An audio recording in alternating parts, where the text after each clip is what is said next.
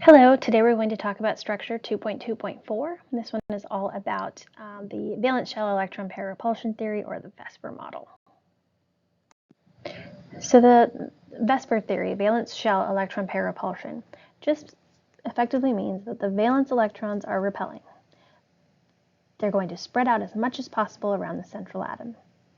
So if I have something that has, like carbon, I have 4 valence electrons. Those 4 valence electrons are going to spread out evenly in 3 dimensions around the central carbon. And when it forms bonds with other things, like let's say this is methane, those are going to spread out evenly in 3 dimensions around the carbon. But if I only have 3 areas of electrons, like let's say I've got this here, then that double bond counts as just a bond, and it's going to repel the bonds, the electrons in the bonds, the single bonds with the hydrogen. So you wind up with 3 areas of bonding that spread out evenly around that central carbon atom. So when you hear the term electron domain or electron domain geometry, you need to count the regions of electrons around the central atom.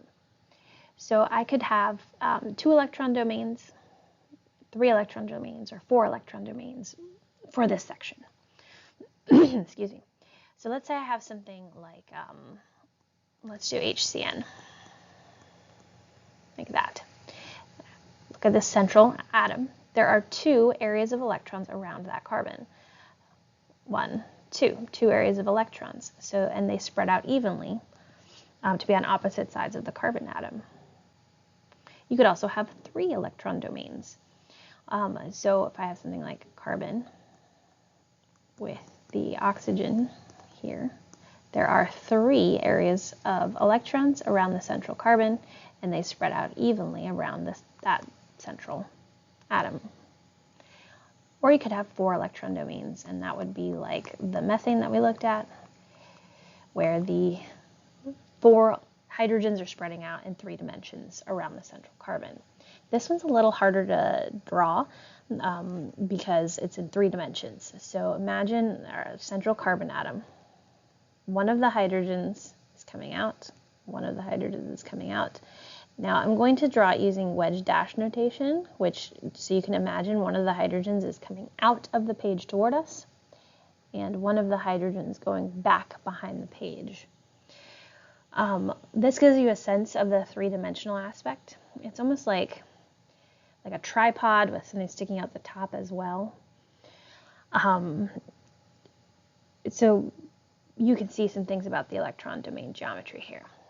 The first one with 2 electron domains is linear. This one would be trigonal planar, 3 areas of electrons, and the last one is called tetrahedral.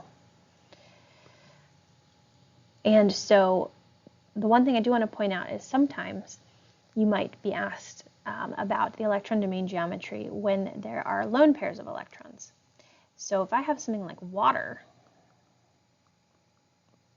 there are 2 lone pairs on the oxygen. That means that there are 1, 2, 3, 4 areas of electrons around that central oxygen atom. Because there's 4 areas of electrons, that is tetrahedral electron domain geometry.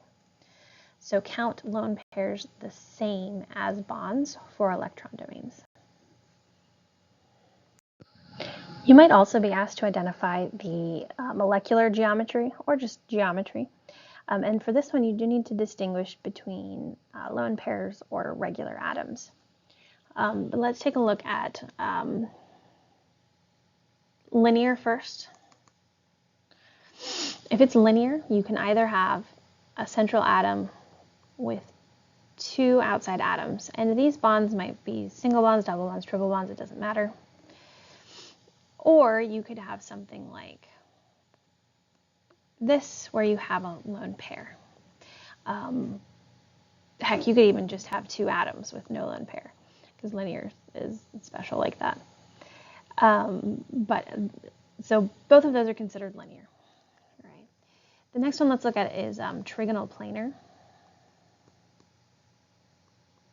And for trigonal planar, you could have your central atom with 3 atoms around the outside. I'll show them with drawn in circles. And so this one is just trigonal planar. You could also have a central atom, 2 outside atoms, and a lone pair. This one would be considered bent. And while we're here, let's go ahead and mention bond angle. So the angle between 2 outer atoms. Right here, this would be a 180-degree bond angle. In trigonal planar, this here would be 120. So imagine your circle has 360 degrees, and I'm dividing that by 3 because there's 3 areas. And so you get 120 degrees. And you should know that. Now, if you have a lone pair, that bond angle here is going to decrease just a little bit. So instead of 120, maybe say 117. Don't just say less than 120, because there are a whole lot of numbers that are less than 120. Pick something that is very slightly less, like 116, 17, 118, anything in that sort of area would work. Finally, let's talk about tetrahedral. Tetrahedral, you could have your central atom with your 4 outside atoms. I'm going to draw these flat, but remember that they're not really flat. They form that like weird tripod with a thing sticking out the top. So you could have all 4 of them be atoms, and so this would be tetrahedral geometry as well as electron domain geometry. You could have 3 of them as atoms and 1 of them as a lone pair. We call this one trigonal pyramidal.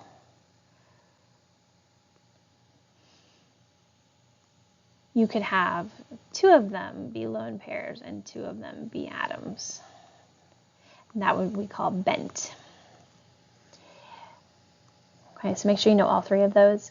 And then for tetrahedral, your bond angle, definitely know this one, it's 109.5 degrees. A lot of depictions, it will look like 90 because it's difficult to draw a 3-dimensional structure on a flat piece of paper. So you just need to remember that it is in 3D space. Lone pair isn't working for me today. There we go. Now for trigonal pyramidal, it's going to be just less than 109.5. You can say something like 107, 106, 108, somewhere in that range. And then for bent, because there's 2 lone pairs, it's going to decrease even more. You could say something like 104, 105. But just know more lone pairs means it's going to repel even more and decrease that bond angle even more. Okay, so predict the geometry and bond angles of these 3 things. Let's start with HCN. You always want to start with your Lewis structure. I have 4 valence electrons on carbon, 1 on hydrogen, 5 on nitrogen. So you wind up with, let me draw this better, a triple bond to the nitrogen and a single bond to the hydrogen.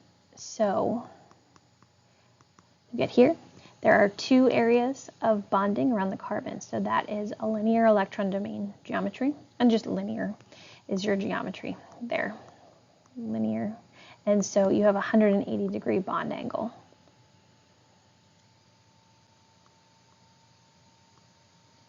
Now, NO2, because it's that positive charged ion, I'm going to use the counting valence electrons method here. So nitrogen has 5 valence electrons, oxygen has 6, and there's 2 of them. And since it's a +1 charge, I'm going to subtract an electron there. So I wind up with 16 valence electrons. There's 2 oxygens, so I just use up 4 electrons to make those bonds. And then I need to fill in the octets of the outer atoms first. And that used up 12 valence electrons, so there's none left. However, I need to make sure that the nitrogen has a full octet. So what I'm going to do is change these lone pairs into double bonds to make sure that every atom has a full octet here. And because it is an ion, I'm going to draw with brackets and a charge. And then, so the nitrogen is in the center. I still have 2 areas of bonding around the nitrogen. It is still going to be linear and 180-degree bond angle. Let me clean this up so I've got some space. Let's do the last one, 5NO2 minus this time. Nitrogen has 5 valence electrons, oxygen has 6, and there's 2 of them. And now we have a -1 charge, so I'm going to add an additional electron. So that's 18 total valence electrons. Nitrogen in the center. I just used up 4 for the bonds, so I have 14 left over. 1, 2, 3, 4, 5, 6, 7, 8, 9, 10, 11, 12, 13, 14. Now I have those extra 2 electrons get added to the central atom. Nitrogen right now has 6 valence electrons. It needs 8 to reach an octet, so I'm going to change one of them to a double bond, but I only need to change one of them this time. And it is still an ion, so there's my brackets and the charge. There are 3 areas of electrons around the nitrogen now. 1, 2, 3. So I know it's based off of trigonal planar electron domain geometry. But because one of them is a lone pair, I know that it is a bent shape. And typically, trigonal planar is 120 degrees.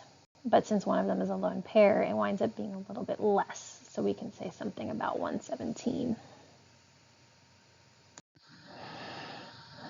So in this linking question, how useful is the VSEPR model at predicting molecular geometry? It winds up being very useful for us as long as we understand the limitations of our depictions in 2D space versus 3D space. So it helps us to realize that your electrons are spreading out as much as they can because they're all negatively charged. But we need to remember that those repulsions expand into 3D. So if you're able to build a 3D model to take a look at some of these structures, that's going to be super duper helpful. And especially as we move forward with VSEPR in figuring out like polarity of molecules, it's going to be really important for you to be able to picture these things 3-dimensionally.